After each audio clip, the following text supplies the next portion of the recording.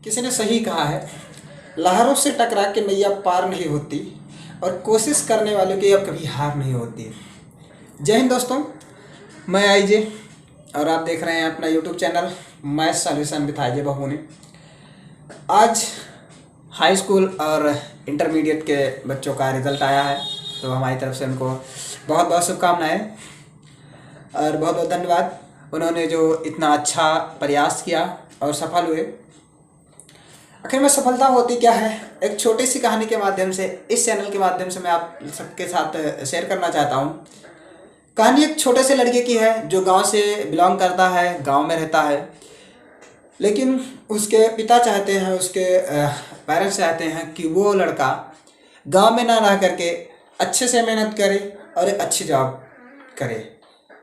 और वो लड़का भी चाहता था कि हाँ, वो अच्छे से मेहनत करे और एक अच्छी सी नौकरी हासिल करे। धीरे धीरे वो प्रयास करता गया और उसकी मेहनत रंग लाई। उसकी मेहनत रंग ऐसे लाई कि उसको जिस जॉब में जहाँ जॉब मिली थी वहाँ पर उसका इंटरव्यू था, वो इंटरव्यू देने गया। तो जानते ही होंगे कि इंटरव्यू में पहले सवाल का बोझ होता है और सवाल बहुत सारे पूछे जाते हैं। उससे भी पूछा गया। पहले तो जो इंटरव्यू लेने वाला था उसने पूछा कि आपका नाम क्या है, आप आए कहाँ से हो। उसके बाद पूछा कि आपके पिता क्या करते हैं। तो लड़के ने जवाब दिया कि हमारे पिता एक फार्मर हैं, किसान हैं, किसानी करते हैं। तो उसने अगला फिर सवाल किया कि क्या आप कभी अपने पिता के साथ गए हो खेत में। तो उन्होंने कहा, उस लड़के ने कहा, नहीं, हम कभी पिताजी के साथ में नहीं गए हैं, क्योंकि हमारे पिताजी नहीं चाहते हैं कि जैसे मैं हूँ वैसा मेरा लड़का बने। उन्होंने कहा चलो ठीक है। अगला सवाल उन्होंने पूछा कि क्या आप खेती कर सकते हो, यानी कि फार्मिंग कर सकते हो। तो उस लड़के ने फिर से जवाब दिया, नहीं, हमने नहीं किया है तो हम नहीं कर सकते हैं।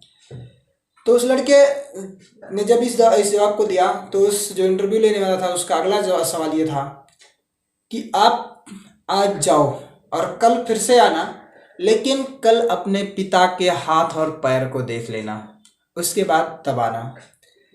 तो वो लड़का वहाँ से निकलता है तो बहुत खुशी के साथ बाहर जाता है, क्योंकि अगर कल आने का मतलब है कि उसको नौकरी मिल गई है। वो गांव जाता है, अपने पिताजी से बताता है, गांव वालों से बताता है, तो उसके घर में खुशी आ जाती है कि उसे नौकरी मिल गई है, क्योंकि कल आने का मतलब यही होता है कि हमें नौकरी मिल गई है। फिर जब शाम होती है तो वो लड़का अपने पिताजी के पास बैठता है और पिताजी से पूछता है कि पिताजी, आप अपना हाथ और पैर हमको दिखाइए। तो क्योंकि उसके पिता जो थे वो जानते थे कि ये लड़का बाहर पढ़ा लिखा है, इसको ये नहीं मालूम है कि खेती में क्या होता है, कैसे होता है, ये हमारे हाथ पैर को देखेगा तो क्या महसूस करेगा। लेकिन उसने जिद किया, तो उस बच्चे की जिद के लिए उसके पिता ने अपने हाथ और पैर को दिखाए। जब उस लड़के ने अपने पिता के हाथ और पैर को देखा तो वो घबरा सा गया, थोड़ा बहुत ज़्यादा मायूस भी हो गया। तो वो सोचने लगा कि कितने मेहनत से हमारे पिताजी हमारे लिए मेहनत करते हैं, हमारे स्कूल की फीस भरते हैं, कोई ट्यूशन की फीस भरते हैं, रूम का भाड़ा देते हैं, तो जितने भी कार्य होता है उसमें वो पैसों को देते हैं और कितना सारा वर्क करते हैं, लेकिन हम इनके कार्य में कभी जो है सहयोग नहीं किए हैं। वो लड़का मायूस सा होने लगता है। रात हो रही है, मायूस हो रहा है लड़का, यहाँ तक कि रोने भी लगता है।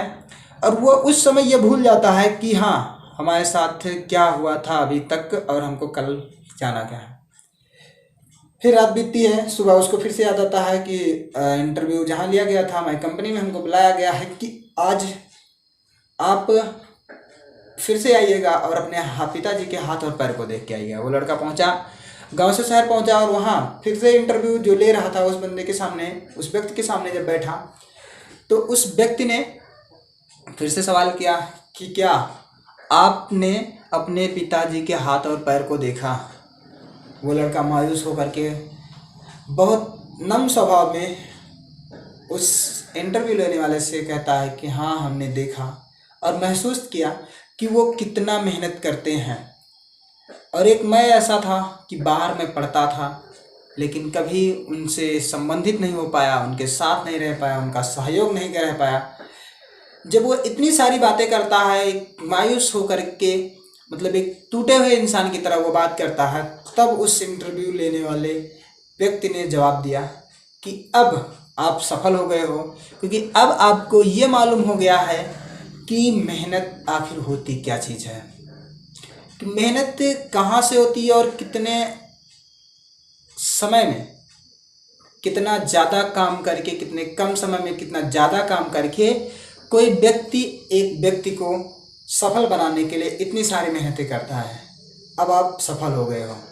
तो एक छोटी सी कहानी हमको यह सिखाती है कि हमें पढ़ने के साथ साथ, मेहनत करने के साथ साथ अपने व्यवहार और बिहेव को भी ध्यान में रखना चाहिए और अपने परिवार से संबंधित भी होना चाहिए।